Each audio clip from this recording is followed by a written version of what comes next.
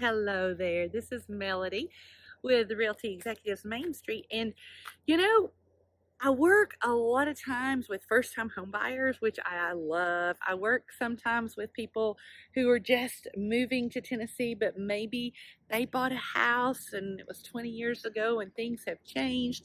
And so I get this question asked a lot, and that is, what are the upfront costs that I need to kind of plan for when purchasing a home? Stay tuned and I'll help you out. So, you found the perfect property, whether that's a home or land, you found it. What's next? So, there's certain things that you need to plan for financially, okay? And as I said, I get this question asked a lot. What are those fees that I need to know about so I can start saving up? Well, the first one you need to think about is earnest trust money. It's basically the same thing. But on our purchase and sale agreement, which is the offer form, there is a place where you can choose to put earnest or trust money down. Now, it is not a requirement by Tennessee standards, but it just shows the seller, hey, I am interested and I am committed to purchasing this property. Now, a lot of times people will say, well, what's the standard? Okay. That's a loaded question because, again, what is standard in one person's eyes may be standard in another person's eyes.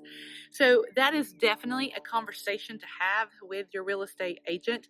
I know a lot of people will say, I just want to put 1,000 down. Or some people will say, I will put 1% down of the purchase price. And then somebody else might say, I'll put 500.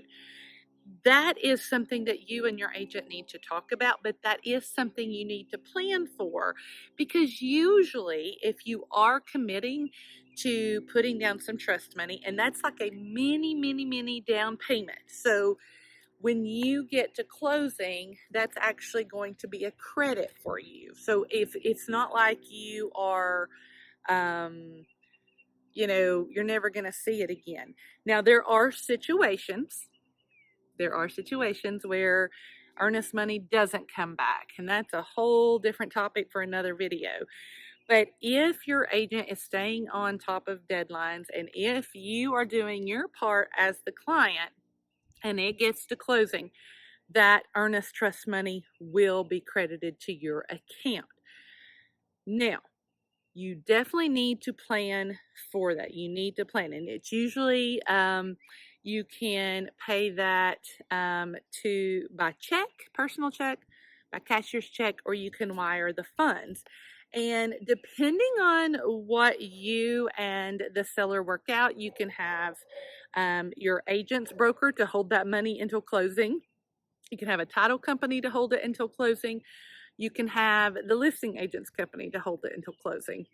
But it just sits there until a contingency is met and was not ideal, like a financial contingency or a property sale contingency or something like that. But that is something you need to plan for. So number one is earnest/trust money. The second thing that you need to prepare for up front, a cost to you, will be any inspections. Now, we cannot direct you to a particular home inspector. We can give you names of many different home inspectors, and then you can choose. You can call, you can research and find out which one is best for you, because they all have different prices. Some of them base the price on the square footage of the home. Some of them base the price on if it's a mobile home versus a stick-built home. Is it a one-story versus two-story? There's all kinds of different ways. And then if you want any other inspections, do you want a termite inspection? Well, that's an additional cost. Do you want a radon test? That's an additional cost. Do you want the well water tested?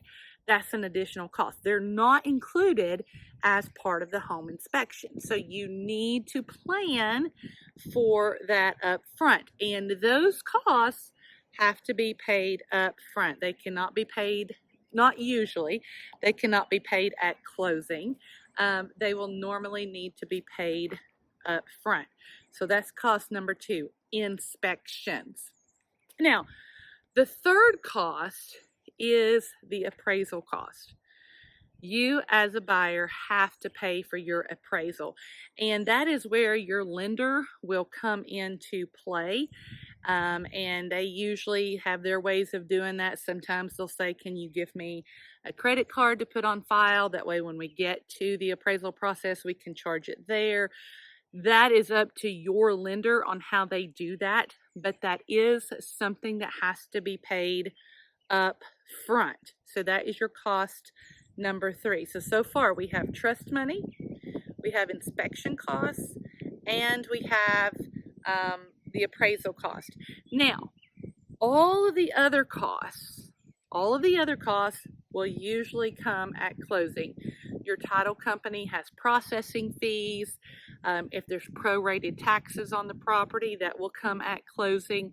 But the upfront costs that you need to know about before putting in an offer is trust money, any inspection costs, and appraisal costs. So, would you do me a favor? Would you like this video or comment on it or share it with others, or better yet, subscribe to my channel? It is my goal to teach you about the home buying process here in East Tennessee. And so I need your help to get the word out. So if you could do that for me, I would be so grateful. And until next time.